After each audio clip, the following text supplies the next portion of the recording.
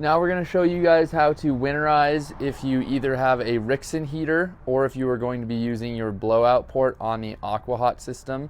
Just a reminder, if you have the AquaHot system and you're going to use the blowout port, make sure, double check, triple check that you are opening all of your faucets. If you don't, that air pressure will cause something to break inside that heater, and that's going to cause issues for you. To winterize using the blowout port in this Rixen system, the first step is we are going to drain our freshwater tank. We want to make sure that is less than a quarter tank full. It does not have to be completely empty, but making sure it's rather empty is important. The next step is we are going to open up all of our faucets. So this van is equipped with an outdoor shower. I'm going to put this in there. My water pump is currently off. There's just going to be some residual water in the line, and I'm going to hold this closed, hold that open, and I can just dangle it right there.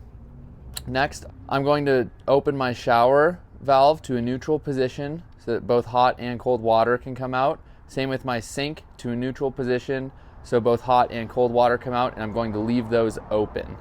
Here we are at the front of the van. Again, I have my water pump off, and I'm going to open my sink to a neutral position. If you guys have some water in your lines, you will see that small amount of water drain out.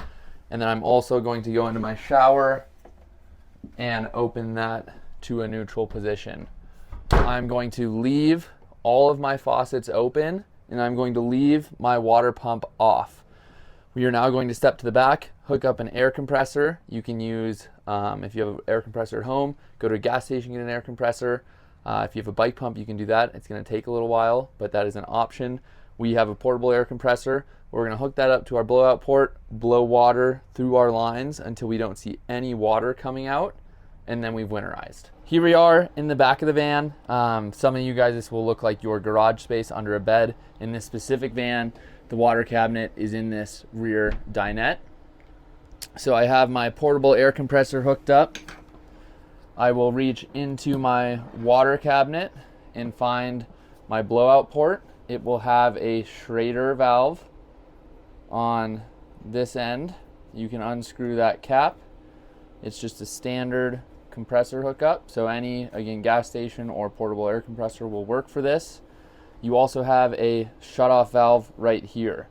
We are going to open this valve so that it is running in line with the hose. When the valves are running in line, it's open. When they are running perpendicular, that is closed. So we will open this valve. I will hook up my air compressor, and again, I have my outdoor shower open. I have my front faucets open, and I'm going to turn on the air compressor, run this until I see no more water coming out of the lines, just air. So we just saw all of the water stopped coming out of our faucet here. It was only air. I confirmed that was the same thing in the shower here, as well as the rear outdoor shower. I have now blown all of the water out of our lines, and I'm going to keep my water pump in the off position, and that is going to ensure that no more water comes into my lines.